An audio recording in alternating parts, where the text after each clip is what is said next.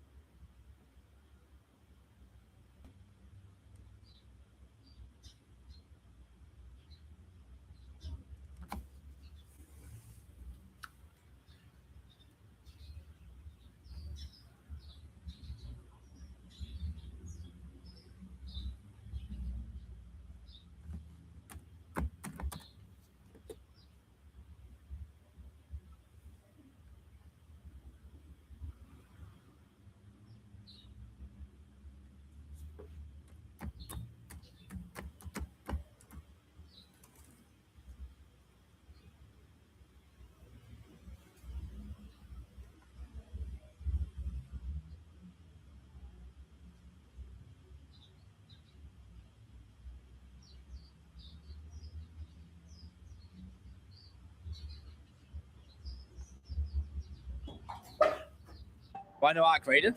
You Call of Duty Zombie, man. You big idiot. Come on, man.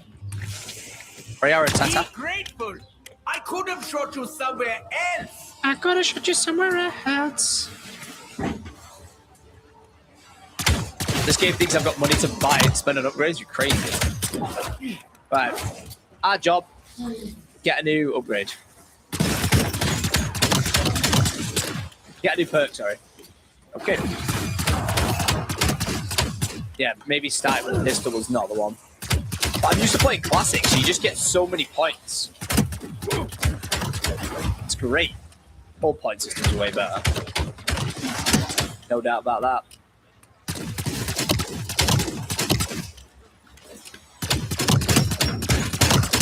I think I'm going to run around all the way around, and I think I'm going to go and get Deadshot. I really should prioritize perks, actually, but no, I'm going to prioritize Deadshot. Where does this take you? Is this a loop round to where I was? Yeah, it's nice. Little route for sure. Tomahawks are good. Got you. Right, there you go. There's Deadshot. £1,000 for that.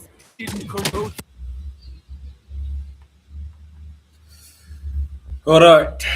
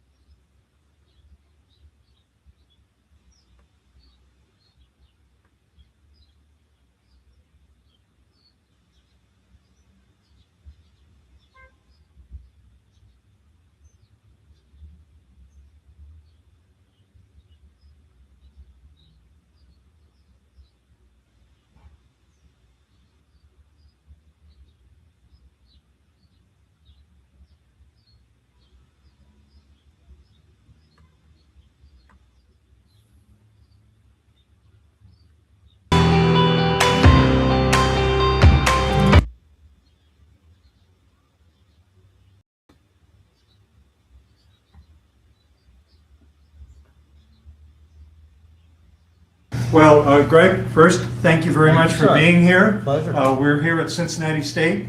These are young a firefighter degree, an EMS degree, and with those degrees in hand, an associate degree, hopefully they'll land career full-time jobs in the fire service. That's great. So thank you very much. And thank you for having me. All right. Okay, I'm going to talk to you a little bit about what it says up there, the Protective Security Advisor Program. Really, that's not really labeled correctly. It should say Protective Security Advisor Services. I'm going to talk to you specifically about what we're providing for products and services, technical assistance for critical infrastructure owners and operators, okay? Before I do that, though, if I can go to the next one here. I'll get over there and work it. Okay, I'll let you do that, so you know how to do it. I got to tell you about who I work for. Has anybody ever heard of the Cybersecurity and Infrastructure Security Agency? You people? It's pretty new. Probably, I don't know if there's any agency that snuck up on me in here in the last year, but from November 2018, that's when this agency was formed. Looks like we're having some technical difficulties. That's all right. I can talk through this even if we don't have that. Yeah, like I said, fairly new agency developed out of what's called the National Protection and Programs Directorate, folks. I'm reluctant to always put up a mission and vision statement slide because people's eyes usually glaze over when they see that, which I think we're coming back to in a minute. But I think it's important. This is probably one of the best. I've been in government for almost 34 years, all right? And I've lived through a lot of mission and vision statements, okay? Some of which are like multi-pages long, they look like. This actually describes what we're up to in this agency that I work for. You know, we're basically partnering with industry and government to understand and manage risk critical infrastructure, our nation's critical infrastructure. That's what we're all about, period. And Greg, prior to 9/11, this did not exist. That is correct. The whole department didn't exist. 9/11 was the catalyst for the creation of the Department of Homeland Security, which is what CISA refers to, or the Cybersecurity and Infrastructure Security Agency is part of that. Vision. Ultimately, this is what we want, a secure and resilient infrastructure for the American public, for the people, the United States. So really direct, straightforward. We're all about critical infrastructure protection and resiliency. Next slide. Okay, this is how we see ourselves as the nation's risk advisors. We're charged with leading that effort to understand and manage critical infrastructure risk. We work in cooperation with the public and the private sector to do that. In fact, the vast majority of critical infrastructure in the United States is owned by the private sector. They say over 80%. So we're working closely with them. One of the things, though, as part of our agency, it's easy to understand that the cybersecurity piece is that we're charged with providing basically the technical assistance to safeguard our nation's network, governmental network, federal network, the .gov network. But we work well beyond that. As I just indicated, we're working across multiple sectors of critical infrastructure, both public and private sector, for that. I work predominantly in the physical security realm, but we work in both. One other thing that's not mentioned oftentimes is our work with emergency communications, which you folks are all going to be part of that if you're not already. And we did a class trip to the 911 center. Outstanding. Well, this goes to the heart of that. We focus on promoting interoperability across all levels of government. I don't care if you've been through any exercises, actual incidents, what's the one thing that always comes up as an issue is communications. What we're trying to do is promote that interoperability so that when incidents occur, both government officials and the first responders, such as yourselves, are going to be able to communicate effectively to execute that response. So we're involved in that too. Go to the next one, please. All right, I've talked about critical infrastructure. What am I talking about? Well, basically, it's any asset, system, or network that by virtue of the fact that if it's incapacitated or destroyed or no longer operational, that's both physical and cyber, that could lead to a debilitating effect on our national security, our economic security, public health and safety, or just American way of life. That's what we're talking about. Okay, next slide. When you think about that, what do you think about what would constitute critical infrastructure? Well, I'll go ahead and say what you're thinking. Typically, when we think about like energy, right? Electricity, natural gas, petroleum, stuff down here. Water, wastewater, fundamental stuff, right? Transportation, roadways, rail, maritime, and communications. Those are kind of bedrock, what we call lifeline critical infrastructure. And that's where people's minds go to most of the time. But there's actually 16, what we call 16 sectors of critical infrastructure. All right. The one thing that's beautiful about the job that I do as a protective security advisor is I don't just work with one of these. I work across the board in the whole 16 sectors. And what I think, I wouldn't say we have a 50,000 foot level perspective. It's more like the 10,000 foot level. If you're working at a power plant one day, a water plant the next day, and in a stadium arena the following day, you start to get this really kind of a broad spectrum view of the dependencies and interdependencies of critical infrastructure. Cascading impacts when something bad happens over here, what happens over here. Could really come in handy, especially during incidents, because you're able to basically understand those cascading impacts and link up the people that work across these different sectors. Next slide.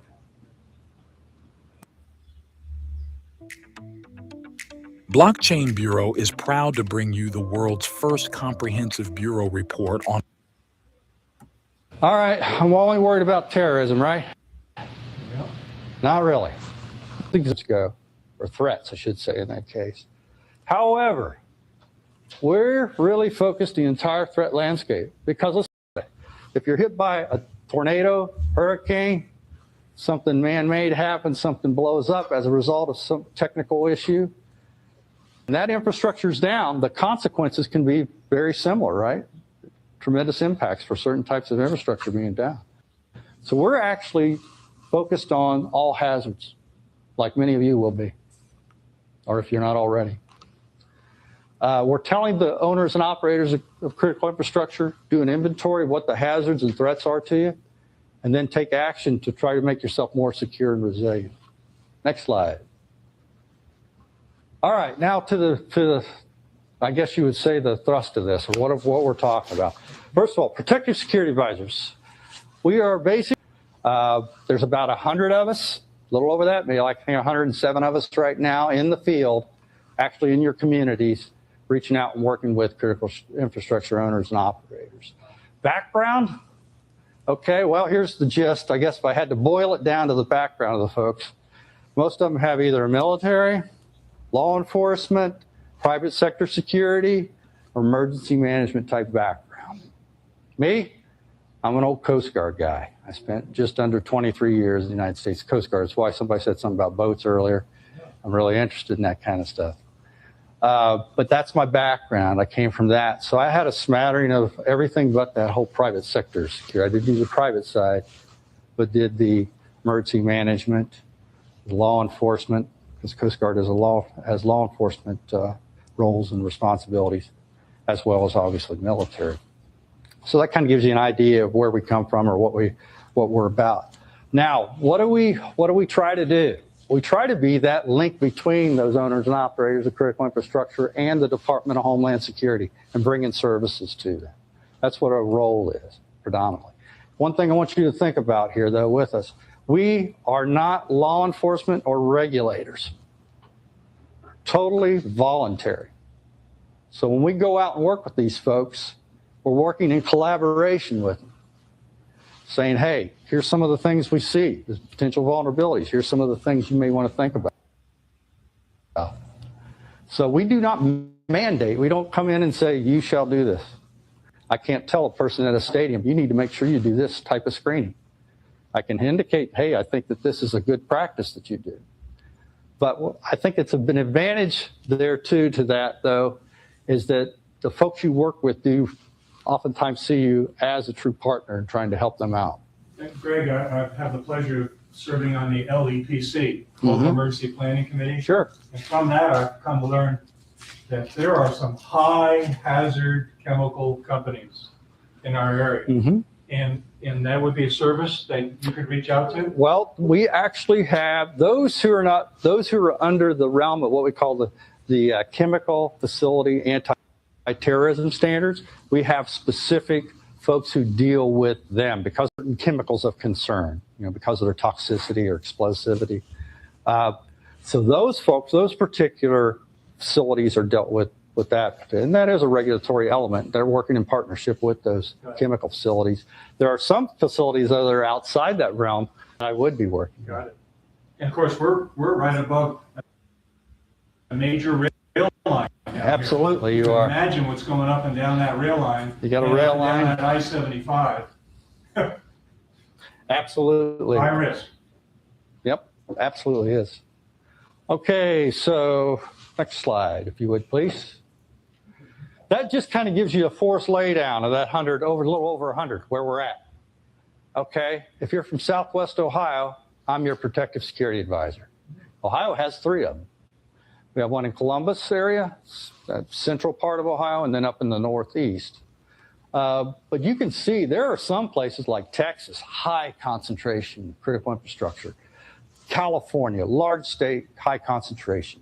Florida, New York, that have multiple protective security advisors. We have at least one in every state in the union, as well as Puerto Rico that handles Puerto Rico and the Virgin Islands. Hawaii being a state, they handle the islands over there, Guam, Marianas. Next slide. So relatively small bunch. Here's these physical security surveys and assessments. It's everything from a 2-hour, what I call a walk and talk, where we go out with a representative of that infrastructure and we walk around and we look for vulnerabilities. And then I say, hey, that looks like a vulnerability. Here's some options you may want to think about to enhance your security and resilience. And he sits there and notes it. That's it. Now we have a much more comprehensive survey called Infrastructure Survey Tool. Takes about a day, or depending on the complexity of the facility, maybe a little bit more than that. In-depth look, protective measures of that facility, as well as what it's dependent upon.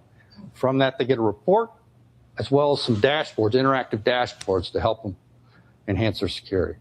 Again, all voluntary vulnerability options and for consideration. Well, so unlike a fire department that may come to my law firm and say, I want an exit sign up there, and then guess what? 2 months later, they come back to confirm that I've done that.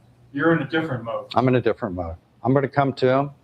And in fact, typically with that survey I just talked about, I won't be back for another 3 years unless there's major changes or something that they want me to come back and look at. But again, I hand it to them. I say, hey, you are managing your risk. You know what resources you have. You know what you should do as far as what your priorities should be. And we leave it to them. But I'm always going to tell them, too, if you're regulated by anybody, you better do what they say to do. Nothing I say takes that precedence over that. So, for example, fire safety. I talk a lot about egress as far as putting up bollards, putting certain types of locks on doors. But one thing I always caveat it, because you folks are going to be in this realm, is I talk to your fire safety officials before you do anything, because there may be certain codes that you have to meet. So that's a good point. So we do that. Outreach activities. Well, we take a look at the data and what's going on in the world, and sometimes we focus on one particular sector or subsector than another. Let's think about one thing we're doing right now when it comes to an outreach activity that I'm engaged in. Soft targets and crowded places. Does that make sense? Why we might be focused on soft targets and crowded places? We have somebody here from the Montgomery County area that understands that probably just as much as anybody right now. With the Dayton shooting. Right? With the Dayton. So we're doing some outreach with those facilities that are basically don't have as many layers of security. You think of a Fort Knox bullion depository. Anybody know what I'm talking about? Yeah. Multiple layers of security. Hardened target. We're looking at the softer ones and going out and doing outreach with them, saying, hey, here's what we got for you. A lot about what I'm talking about here to help promote your security. Special event support. You may not think about that, but yeah, we do special events before they're going on and when they're going on. Beforehand, we go out and do security assessments. Yes, sir. What does soft target mean? Soft target means that just those places that typically don't have that type of layered security. like I said, easier public access, so to speak. No screening, perhaps, or limited screening. Yeah, or a Of- convention center that's, hey, we're having another convention. Every day there's another convention That's- coming in. Easy access. Virtually no security at all. And there's a gentleman here that works for the library side of the house. Think of that. If you want to think about something that's easy access, everybody just walks in, they do their business, right? And go to most places they want to. So those types of facilities, mostly you'll see a lot in the whole commercial facility sector, even some stadiums, arenas. What does it take? It takes a ticket. Some do screening, some don't, things of that nature. Festivals and events like that are open. So it's a broad spectrum. The hardened being the other side of the house, like I said, much more layers of security in place. So for special events, like I said, we'll do security surveys and assessments for the venue, for any kind of other facilities around that that may be supporting the event, as well as we'll look at dependencies. We may do an analysis to say, hey, what do you need in order to operate here? And where's the single points of failure?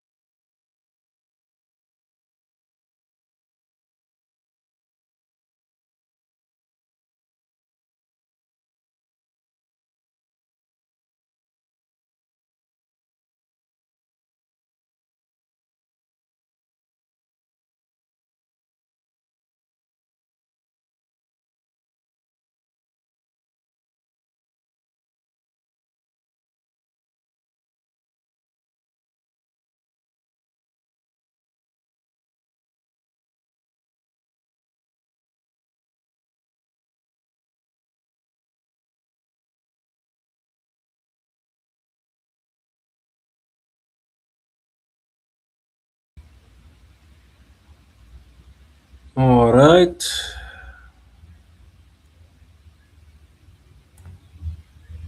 Topic. Topic.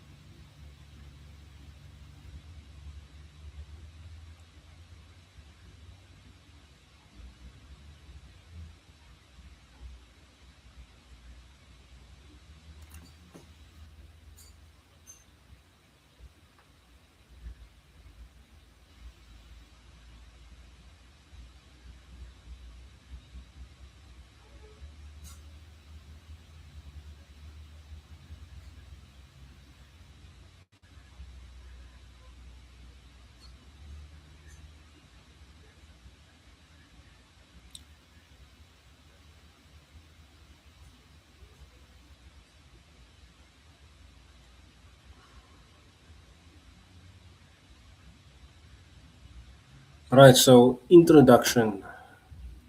Providing security for citizens is the critical pillar for the existence of a sovereign state or nation state. This is a norm for any societies or nations throughout the world. Without security, there can be no freedom, no stability, no prosperity. In parallel, the global order is changing. New centers of power emerging in the world in the 21st century is becoming a multipolar world. Threats to global security are increasing, including human-induced climate change that continues to pose a threat to global livelihoods, further impacts the stability of many countries in different regions. Geopolitical contestation between states remains a dominant consideration in global security dynamics. As the modern world is undergoing a period of transformation, there is, amongst many, an increase in the number of centers of world economic and political domains. The strengthening of positions of new global and regional countries, leading to changes in security structure of the world order, the formation of new architectures of rules and principles of the world order. For South Africa, almost 3 decades after our freedom was attained in 1994, the main project of our democratic dispensation remains to be ensuring a better life for all our citizens of our country. Uh, to achieve this, we see the state as an instrument of transformation and development to change and improve the lives of our citizens. In building the nation, the state seeks to shape and strengthen national identity, cultivate national pride and patriotism, address the injustices of the past, particularly the race and gender-based injustices, bridge the divides in our society to ensure social cohesion and stability, and grow the economy to promote the development and upliftment of our citizens. Mm. The National Development Plan, approved in 2012, states that South Africa remains a highly unequal society where too many people live in poverty and limited work opportunities. To accelerate process, deepen democracy, and build more inclusive society, South Africa must translate the political emancipation into economic well-being for all. To eliminate poverty and reduce inequality, the economy must be inclusive, grow faster, and devise means that benefit all South Africans as guaranteed in the Constitution. I've only known that simple.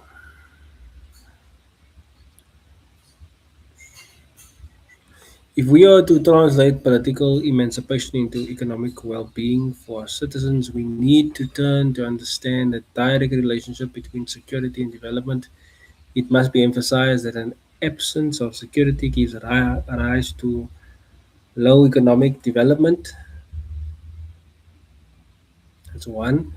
State institutions and incapacitated state. The converse also holds true. Stability and security create conditions conducive to democracy, economic development, prosperity, and the well-being of the citizens. The NSS considers five key components to national security articulation, which are national interest, national identity, national will, national values, and national power. Although not articulated in a particular order or discussed as standalone items in the strategy, all the characteristics and requirements are inferred to. It must be understood that without these components, it will be impossible to forge a sense of national security and identity as a country, and this may lead to further erosion of patriotism and our survival as a nation. Lastly, it is important to understand that this national security strategy is not about the setting up of a security state, rather about creating the proper conditions for national security, national building, national identity, and patriotism, wherein all South Africans are safe, free, prosperous, and our country can pursue, promote, and protect our national interests among other nations in the world.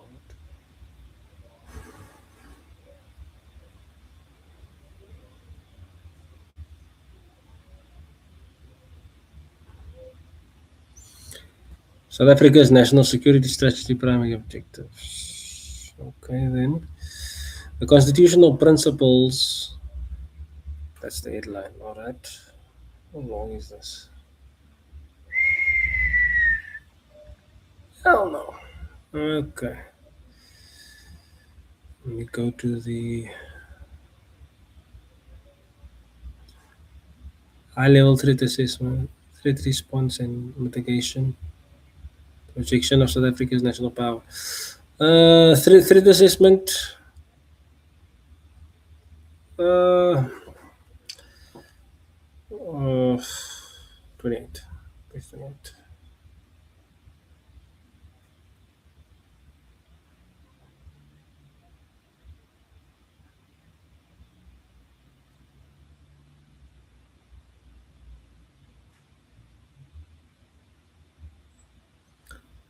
Every state in the global system has values and ideals that it cherishes, and we go to war for into compromise. South Africa is no different. Our interests revolve around our people and their safety, our sovereignty, our territorial integrity, our economy and natural resources, and lastly, our democratic order and our constitution.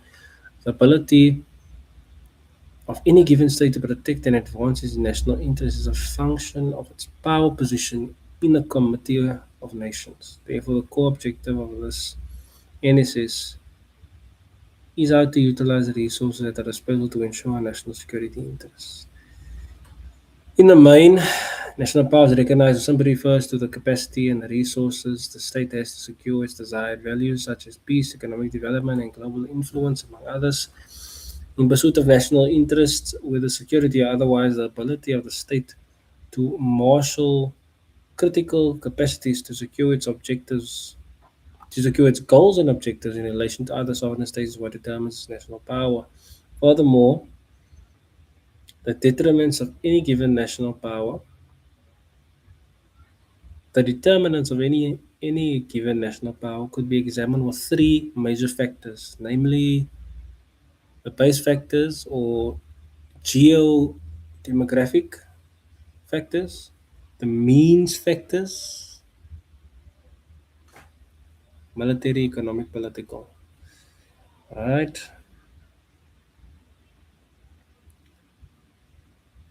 The capacity means. These are concerned with the capacity of a state for collective action.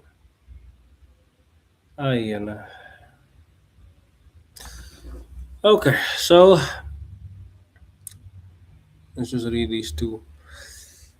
South Africa has a population of approximately 62 million that serves as an asset and a contributing factor to our national power to pursue our national interests. Over 39.8 million people are in the working age category, and we also have more than 62% of our population, which is young and under the age of 35. Aye. Though this strategy and in pursuit of the country's national interests, this factor will be a tab through which investment in youth programs and other programs at the state's disposal will be utilized to ensure that our citizens are empowered and are collectively working towards the development of the country. Added to this advantage is that most of our population is highly urbanized, and this offers the country more options as a cosmopolitan country to attract great investment and further be able to export our South African culture regionally, continentally, and globally. South Africa being on the southern part of the African continent with a total land area of 1,219,090 kilometers square and surrounded by two oceans, making us attractive to foreign trade and a gateway into the continent. Furthermore, South Africa possesses about 79.4% of agricultural land, which will be exploited to make the country the breadbasket of the continent, if not the entire world. Okay.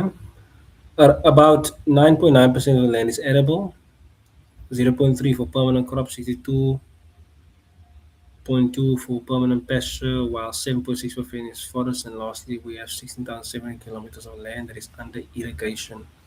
This is a crucial element to our country to unleash potential and fight poverty, inequality, and unemployment.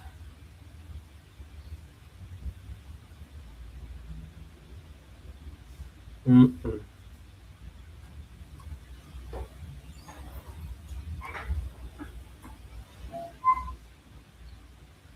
South Africans means as projection of national power. South Africa's peaceful political transition is seen as one of the most remarkable political feats of the past century. The magnitude of constitutional and institutional redesign has a deep transformative impact on the entire government system and the region. As a result, South Africa is considered a stable multiracial democracy with a vibrant civil society. South Africa has also encouraged global peace strategies. The historic political transformation of the country to become a democracy is perceived as a unique contribution and also serves as an advantage to pursue national security interests. Mm.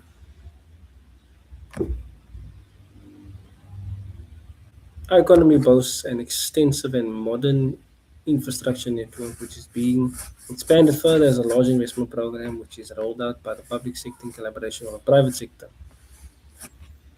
Always the private sector. Together with various other forms of industrial support from the South African government and other public sector institutions, this provides an attractive pull factor for investors. The South African economy has the potential to achieve a higher growth trajectory through the unlocking of competitive advantages in key sectors of the economy, as well as implementation of institutional and governance reforms to support sustained recovery in business and investor confidence.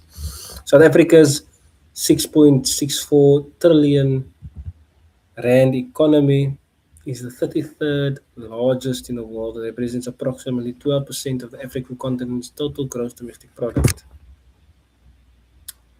Furthermore, the economy is highly diversified from a sectoral perspective and the most developed and technologically involved economy on the African continent. South Africa is one of the most open economies in the world. Open bracket, exports and imports of goods and services collectively represent circa 65% of GDP in 2022, close bracket, with preferential access to numerous global markets. Fixed investment activity is spread across all broad sectors of the economy, with the financial services, real estate, and business service sectors claiming large shares of an annual basis. The private sector accounted for around 73% of overall fixed investment expenditure on average over the past 3 years. Foreign direct investment inflows have increased substantially since the onset of democracy, with FDI stock representing 44.9% of GDP 2021 as compared to 6.6% in 1994. I don't see why that's a flex. Someone must explain that to me. South Africa's contribution to peace on the continent is another element of our national power. We will continue investing in as it plays an important role in negotiating the shift from non-interventional to non-interference in Africa. South Africa's future is tied to the economic development of Africa as a whole and the establishment of stability and peace throughout the continent. Lastly, strategically, South Africa has a defensive posture as part of our national power projection, and to preserve our national security interests, we will continue to maintain the appropriate offensive military capabilities, which at the time, guys,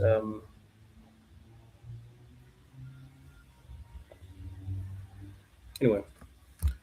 So the South African National Defence Force, together with the security structures, will be maintained as a balanced, modern, and flexible. Kom je gauw, Brian, man.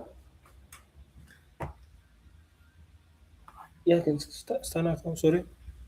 The South African National Defence Force, together with the security structures, will be maintained as a balanced, modern, flexible force employing advanced technologies appropriate to operations in the African environment. All the security establishments will thus be appropriated, equipped, resourced, and multi-role trained to execute successful operations across the spectrum of potential conflicts, informed by this national security strategy, national interest, and our foreign policy.